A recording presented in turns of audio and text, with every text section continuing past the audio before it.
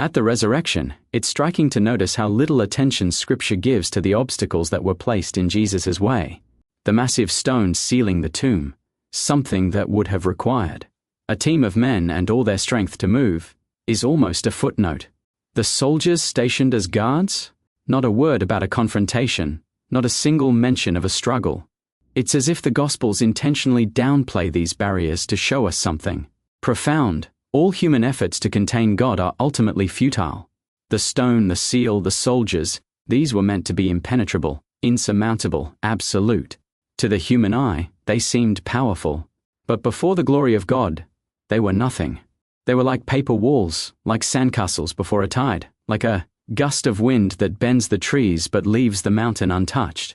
What men build, even with all their might, cannot confine the divine. This moment reminds us of the paradox of the incarnation and passion. God willingly subjected himself to human limitation, to betrayal, suffering, and death, to all the obstacles and restrictions that humanity and the devil could place in his way. He did this freely for our benefit, embracing the full vulnerability of the human condition. Yet beneath that humility lay infinite power, restrained only by his own will. And when the time of triumph came, when his purpose was complete, that power revealed itself in the resurrection, unstoppable, irreversible, absolute. Even if every soldier in the Roman Empire had been stationed at the tomb, even if a fortress had been built over it, even if the entire city of Jerusalem had been aligned to prevent his rising, it would have made no difference. Nothing could resist the will of God.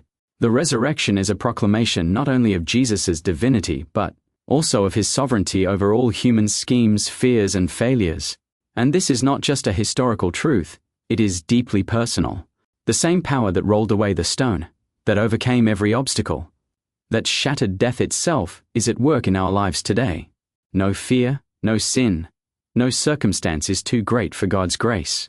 No situation is beyond redemption. When we face stones in our own lives, impossibilities, walls, situations that seem immovable, we are invited to remember that God is not constrained by them. His love and power are greater than anything we can build, any force we can face, any fear we can feel. The resurrection calls us to trust in that power, to surrender to it, and to allow it to transform our lives. It teaches us that even when we are powerless, even when human forces and failures seem to hold sway, God's will cannot be thwarted. He willingly entered our world in weakness so that he could show us the ultimate power, a power expressed not in domination, but in mercy, love, and life. So when we contemplate that empty tomb, we see more than a miracle of rising from death. We see the triumph of divine power over every human obstacle, the futility of trying to contain God, and the invitation for each of us to trust that the same power that rolled away the stone can roll away the stones in our own hearts and lives.